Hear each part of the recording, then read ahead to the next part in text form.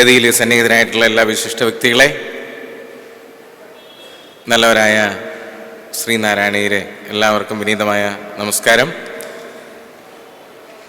പഞ്ചകർമ്മശുദ്ധി പാലിച്ച്, അഷ്ടധർമ്മശുദ്ധി പാലിച്ച് 10 ദിവസത്തെ ആത്മശുദ്ധീകരണത്തിന് ശേഷം ശിവഗിരി തീർത്ഥാടനത്തിലേക്ക് എത്തിച്ചേരുന്ന എല്ലാ ശ്രീനാരായണീയരെയും ഈ ശിവഗിരി ശ്രീനാരായണ ധർമ്മസംഘം ട്രസ്റ്റ് സ്വാമിമാരും അതിനോടൊപ്പം ചേർന്ന് പ്രവർത്തിക്കുന്നവരും, ഈ തീർത്ഥാടന കാലത്തിൻ്റെ ഏറ്റവും വലിയൊരു ലക്ഷ്യമാണ്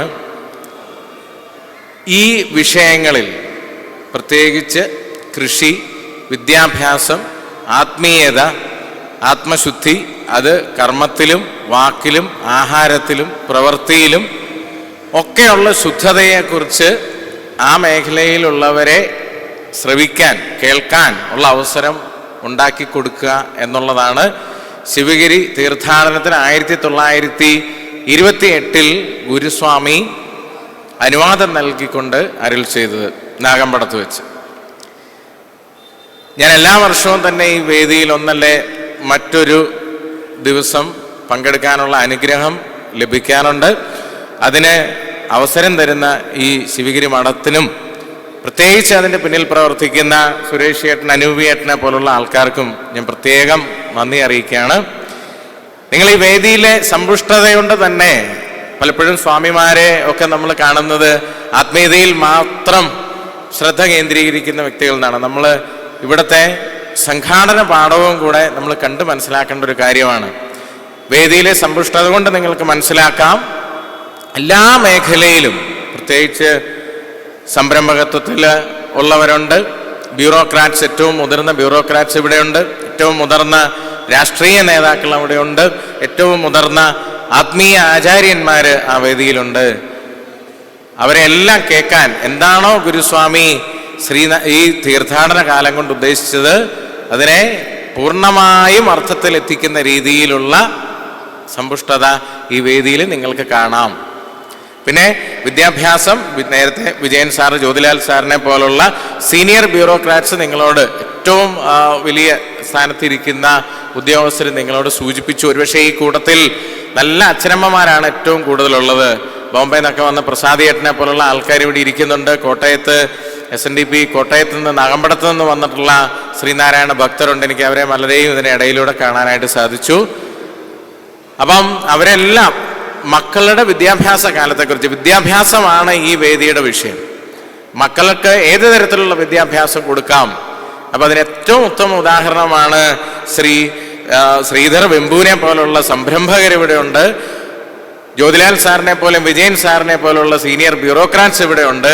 അത് മാത്രം ഞാൻ പറയില്ല, പലതരത്തിലുള്ള ആൾക്കാർ. ജീവിതത്തിൽ എന്ത് തൊഴിലും നമുക്ക് ജീവിത മാർഗമായിട്ട് സ്വീകരിക്കാം. ഇവിടെ ഫോട്ടോഗ്രാഫറായിട്ടുള്ളൊരു ചേട്ടനുണ്ട്, മുമ്പിൽ മീഡിയ നയിക്കുന്നവരുണ്ട്, അല്ലെങ്കിൽ സ്റ്റേജിന് വേണ്ടി ചെയ്യുന്നവരുണ്ട്. എത്രയോ പേര് അവരവരുടെ കർമ്മ മണ്ഡലത്തിൽ ഇപ്പോൾ പ്രവർത്തിച്ചുകൊണ്ടേയിരിക്കുകയാണ്. ശ്രീനാരായണ ഗുരുദേവൻ പറഞ്ഞൊരു കാര്യമുണ്ട്, വിദ്യ കൊണ്ട് പ്രബുദ്ധരാകുക എന്ന് വെച്ച് കഴിഞ്ഞാൽ ഏറ്റവും വലിയ ഡിഗ്രി വാങ്ങിച്ച് കഷ്ടത്തിൽ വെക്കുക എന്ന് മാത്രമല്ല, എല്ലാം വിദ്യയാണ്, എല്ലാം അറിവാണ്. എൻ്റെ അച്ഛന് സാധാരണ ചായക്കടക്കാരനാണ്, ഇപ്പോഴും ചായക്കട നടത്തുന്നു. അപ്പം എൻ്റെ അച്ഛനെ പോലെ ചായ അടിക്കാൻ ഞാൻ ആകെ ചായ കുടിക്കുന്ന എൻ്റെ അച്ഛനെ എടുത്തുന്നേ ഉള്ളൂ. അപ്പം ആ ഒരു കർമ്മമണ്ഡലത്തിൽ ഏറ്റവും നന്നായി, ഏറ്റവും ആത്മാർത്ഥതയോടുകൂടി, കൊടുക്കുന്നത് സ്നേഹത്തോടുകൂടി, അത് കഴിക്കുന്നവനും ശരീരത്തിനും മനസ്സിന് സുഖം നൽകണേ എന്ന് പ്രാർത്ഥിച്ചുകൊണ്ട് കൊടുക്കുന്നതാണ്. അത് ഏത് കർമ്മമണ്ഡലത്തിലാണെങ്കിലും അതാണ് ഏറ്റവും വലിയ വിദ്യാഭ്യാസമെന്ന് ഞാൻ വിശ്വസിക്കുന്നു. പിന്നെ നേരത്തെ സംസാരിച്ചവരൊക്കെ സംസാരിച്ചതുപോലെ ഏറ്റവും വലിയ ഉന്നത സ്ഥാനങ്ങളിൽ എത്തുക എന്നുള്ളതിനേക്കാൾ അവിടെ എത്തിയിട്ടത് നിലനിർത്തുക എന്നുള്ളത് വളരെ ഇമ്പോർട്ടൻ്റ് ആണ്. അവിടെ എത്തിയതിന് ശേഷം എങ്ങനെ ആയിരിക്കുന്നു എന്നുള്ള വിദ്യാഭ്യാസവും വളരെ ഇമ്പോർട്ടൻ്റ് ആണ്.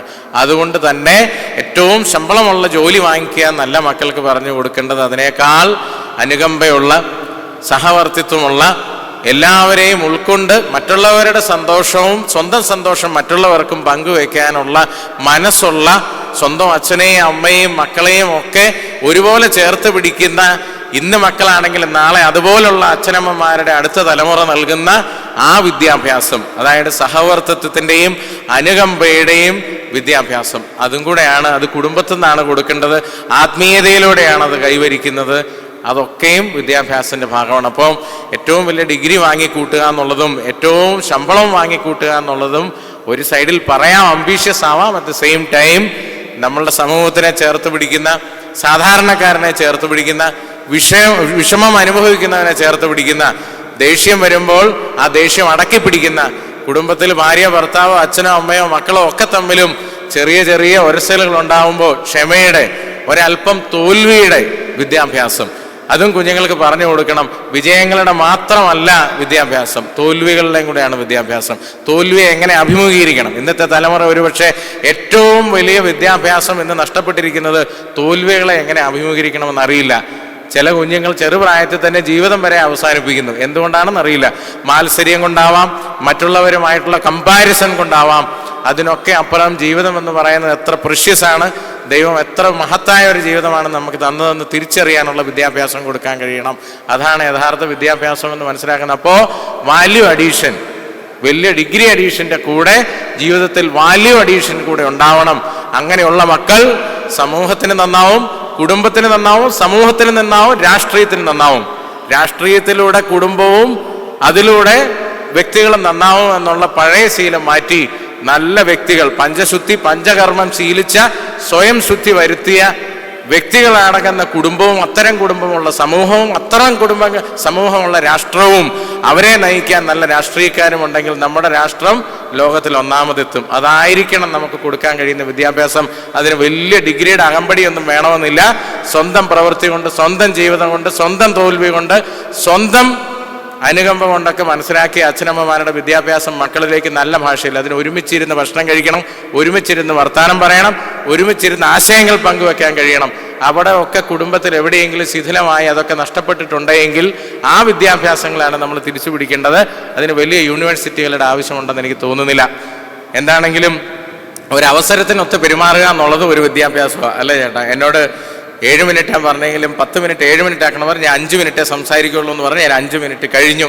അപ്പോൾ ഇവിടെ ഇത് അവസാനിപ്പിക്കുക എന്നുള്ളതും ഈ വേദിക്ക് അനുചിതമായ ഒരു പെരുമാറ്റമാണ്, അതും ഒരു വിദ്യാഭ്യാസമാണ്. അതുകൊണ്ട് തന്ന ഈ അവസരം വലിയ നല്ല രീതിയിൽ സ്വീകരിച്ചുകൊണ്ട് എല്ലാവർക്കും ശ്രീനാരായണ ഗുരുസ്വാമിയുടെ അനുഗ്രഹവും ആ അനുഗ്രഹം കൊണ്ട് എല്ലാ കുടുംബങ്ങളിലും ഐശ്വര്യവും സമ്പൽ സമൃദ്ധിയും സന്തോഷവും തലമുറകൾ കൊണ്ടാടട്ടെ. ഞാനിത് പറയാൻ ഒരു കാര്യം കൊണ്ടുണ്ട്, അത് പറഞ്ഞ് അവസാനിപ്പിച്ചോടെ.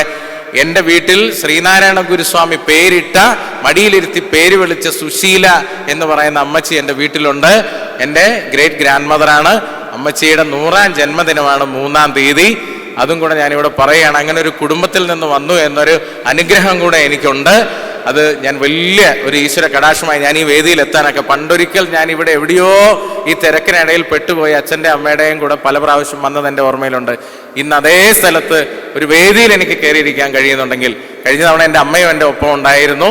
ഇത്തവണ അമ്മയ്ക്ക് വേറെ ചില ഉത്തരവാദിത്തങ്ങൾ കിട്ടിയതുകൊണ്ട് എത്തിച്ചേരാൻ സാധിച്ചില്ല. അങ്ങനെ ഒരു കുടുംബത്തിൽ ജനിക്കാൻ കഴിഞ്ഞതും ഇവിടെ എത്താൻ കഴിഞ്ഞതും നിങ്ങളോടൊപ്പം ഇരിക്കാൻ കഴിഞ്ഞതും ഗുരുസ്വാമിയുടെ ഒരു അനുഗ്രഹമാണെന്ന് പൂർണ്ണമായി വിശ്വസിക്കുന്ന വ്യക്തിയാണ് ഞാൻ. ആ അനുഗ്രഹം നിങ്ങളിൽ എല്ലാവരിലും ഉണ്ടാവട്ടെ എന്ന് ആത്മാർത്ഥമായി പ്രാർത്ഥിച്ചുകൊണ്ട് ഞാൻ എൻ്റെ വാക്കുകൾ നിർത്തുന്നു. നന്ദി, നമസ്കാരം.